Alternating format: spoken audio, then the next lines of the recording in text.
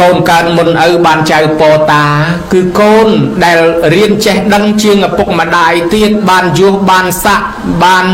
លើកមុខពុកម៉ែក្រុមគ្រួសារឲ្យមានបានហឺហានឹងគេដោយសារកូន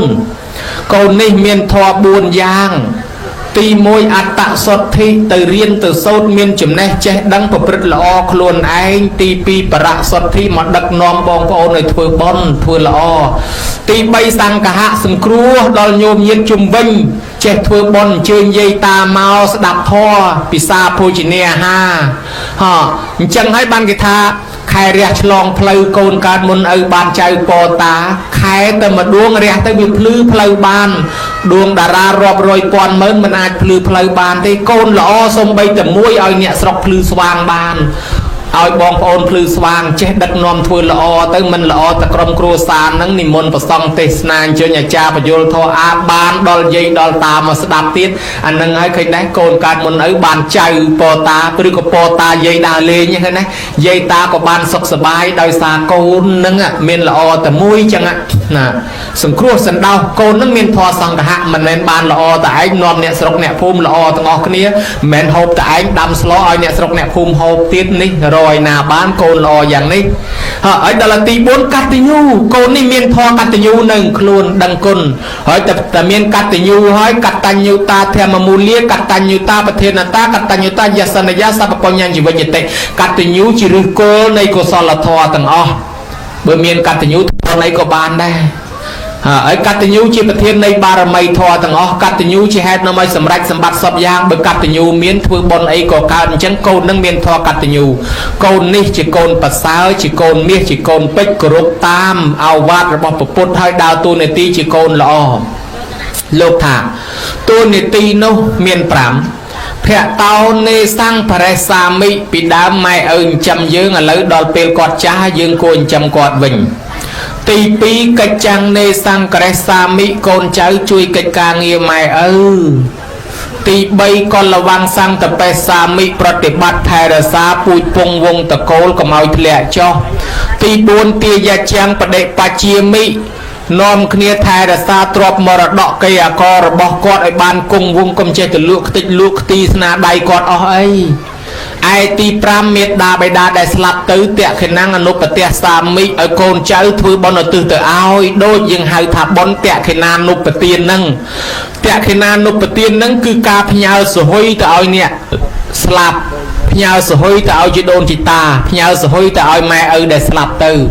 បើយើងហុចជូនផ្ទាល់វាមិនដឹងនៅឯណាមើលមិនឃើញមកដូច្នេះមានវិធីមួយធ្វើបុណ្យតេខេណានុបទានគឺផ្ញើសហុយទៅឲ្យគាត់ផ្ញើទៅបានប្រកបដោយអង្គ3បើផ្ញើតាមវិញតាមអ៊ីម៉ានីខ្លាច់ស្រុកឯនោះវាអត់មានចឹងហើយគេអង្គ3ដូចគេផ្ញើអ៊ីម៉ានីផ្ញើលុយតាមធនាគារដែរទី1គេដាក់លុយចូលទី2គេប្រាប់លេខកូដទី3អ្នកនោះមកដកអានឹងយើងផ្ញើទៅឲ្យអ្នកស្លាប់ទី1យើងចូលប្រកេនអានឹងដោយដាក់លុយចូលដែរទី2យើងឧទ្ទិសទៅឈ្មោះណាដោយប្រាប់លេខកូដដែរព្រោះខ្មោចរាប់លានខ្មោចមិនដឹងឲ្យខ្មោចណាតោះតែយើងដាក់ឲ្យចំឈ្មោះណាឯទី3អ្នកស្លាប់នោះអនុមោទនាទទួលដោយគេមកដកអានឹងបានហើយនេះតេខេណានុបទានចឹងតួនាទីកូនដែលធ្វើនេះត្រឹមត្រូវល្អគេហៅថាកូនមិនចយត់ពពុទ្ធលោកសម្ដែងថាជាមនុស្សរកបានដោយកម្រជាបុគ្គលរកបានដោយកម្រណាញោមបុគ្គលក្នុងលោកមានច្រើនមែនក៏ប៉ុន្តែ2ពួករកបានដោយកម្រគឺពួកមួយមានឧបការៈមុនបានដល់មេត្តាបិតាហើយនឹងពួកមួយទៀតដឹងគុណហើយធ្វើតបត្រឡប់ទៅវិញគេហៅថាកូនចៅវាមិនសូវបានទាំងពីរទាំងកំ plei ទេច្រើនបានតែមួយខាងវាបានតែពីម៉ែពីឪទេអ្នកទំនុកបំរុងកូនម្ដាយនឹកកូនដូចជាបាបដិញក៏ប៉ុន្តែបើកូននឹកម៉ែវិញដូចព្រះបែរខ្នងនិយាយពីម៉ែឪនឹងចាំកូនអត់ដែលទាលុយទាកម្រៃអីពីកូនទេប៉ុន្តែកូនឥឡូវនេះបើថាម៉ែខ្ចីលុយទាវិញណាហើយម៉ែកម្រហ៊ានប្តឹងកូនទាយករបស់នេះរបស់នោះណាប៉ុន្តែកូនអាចដាក់ពាក្យប្តឹងម៉ែយកគេឆ្លោះតោះបងប្អូនម៉ែកូន10នាក់ម៉ែដើរតែបេះតកៀនបេះតគួនស្លឹកបាសដើរដូរពហុដូរជ្រូកដូរម៉ាំយកមកចិញ្ចឹមរស់ទាំង10នាក់ក៏ប៉ុន្តែកូន10នាក់ចិញ្ចឹមម៉ែមួយវិញយ៉ាងវេទនា ដូច្នេះបានពុទ្ធថាមិនងាយទេមិនងាយកូនណាល្អទេដូច្នេះហើយបានមានកូនល្អដូច្នេះគេហៅថាកូនមិនចយត់ជាកូនអាយុថ្លៃអាយុវែងមនុស្សដែលមិនចយត់គឺសំដៅទៅលើកូនមានធម៌កតញ្ញូមិនងាយស្លាប់តៃហោងដោយសារគ្រឿងសត្រាគ្រឿងបហាថ្នាំពឹសថ្នាំពុលទេសម័យបារាំងគេស្លាប់អស់ប្រមាណអ្នកឯងនៅរស់មកសម័យអាក្របផ្លោងអេសសុងអងទេវ៉ាំងវិតបេសែងកងដឺតលាក់នរុនដូចរុនបៃខំគេស្លាប់ព្រាតឯងមិនព្រមស្លាប់ទេនៅរស់ដល់មក3ឆ្នាំ8ខែ20ថ្ងៃនោះគេប្រើឲ្យលើកភ្លឺលើកប្រព័ន្ធគេឲ្យហូបតកុលចេកបបរគេស្លាប់អស់រាប់លានឯងមិនព្រមស្លាប់គេទេនៅរស់ហើយដល់មកអាសន្នរោគជំងឺដទៃមកប្រមូលទៀតគេស្លាប់អស់រាប់ពាន់ឯងក៏មិនព្រមស្លាប់នៅរស់មកអាថ្មីកូវីដគេមកប្រមូលអស់រាប់លានអ្នកទៀតមិនព្រមទៅទៀតនៅតែរស់ទល់ថ្ងៃនេះហើយមកពីអីបានមិនព្រមទៅសោះកូនធរកតញ្ញូអញ្ចឹងកូនណាដែលមានធរកតញ្ញូជាកូនអាយុថ្លៃមិនងាយស្លាប់ទេទៅណាក៏ទេវតាតាមថែអាសាពពោធិសត្វព្រះអង្គពុទ្ធត្រាស់ដឹងឡើងពិចារណាមើលកាលកើតជាពពោធិសត្វព្រះអង្គទៅរកចំនួនជួញប្រែគេស្លាប់លាន់ព្រះអង្គនៅតែរស់ឧបមាថាទៅចំនួនទៅកើតជាសំបីកើតជាមហាជំនួសអីលិចសពៅគេស្លាប់រាប់រយនាក់ព្រះអង្គនៅរស់ត្រឡប់មកវិញទេវតាជួយកើតជាសវណ្ណសាមគេបាញ់ព្រួញត្រូវហើយទេវតាចេញមកជួយឲ្យរស់ទៀតកើតជារតនបញ្ជូតត្រូវយៈចាប់ហើយទេវតាប្រអិនចេញមកជួយឲ្យរស់ទៀតកើតជានេះជានោះឲ្យតែមានភ័យអាសន្នគេស្លាប់លាន់ព្រះអង្គមិនងាយស្លាប់មកពីទេវតាតាមថែរក្សានរណាមានធម៌កតញ្ញូបានព្រះអង្គសម្ដែងថាយោមេតរាំងបិតរាំងវាមច្ចោធម្មនបោសតិទេវាបិណੰតិកឆន្តិមេតាបេតិបរាំងនរាំងកូនប្រុសស្រីណាដឹងគុណឪពុកដឹងគុណម្ដាយទាំងម្ដាយឪពុកនៅរស់ទាំងម្ដាយឪពុកស្លាប់ទៅធ្វើបន់ជូនគាត់ប៉ុណ្ណេះកូនប្រុសស្រីនឹងឯងទៅទីកន្លែងណាទេវតានៅកន្លែងនោះតាមថែរក្សាតាមការពារអូអញ្ចឹងតើបានជាគេអាយុថ្លៃគេសុខសប្បាយណាញោមណាសម្បីអ្នកភៀសខ្លួនទៅនៅប្រទេសគេរស់ស៊ីតាមទុកតាមកប៉ាល់អីរត់មកវិញជឿអស់គាត់ថាគាត់បួងសួងតគុណទឹកដោះម្ដាយថ្លៃគេស្លាប់លាន់គាត់នៅទៅរស់មកដល់ស្រុកខ្មែរវិញគាត់ជឿច្បាស់ថាអូធម៌ព្រះពិតមែនគុណទឹកដោះម្ដាយថ្លៃថែអាសាកូនអាយុវែងមែនតើណាញោមមើលឃើញដែរបានលោកថាប្រអិនរៀបចេញទៅណាមកណាលើកដៃសាពះរះពីលើចុះក្រោមគ្រប់ទិសហើយនាតល័យសួរថាព្រះអង្គថ្វាយអង្គមណាបានប្រអិនថាថ្វាយអង្គមមនុស្សណាមនុស្សដឹងគុណឪពុកដឹងគុណម្ដាយចេះចិញ្ចឹមម៉ែឪថ្វាយអង្គមអ្នកនោះអូ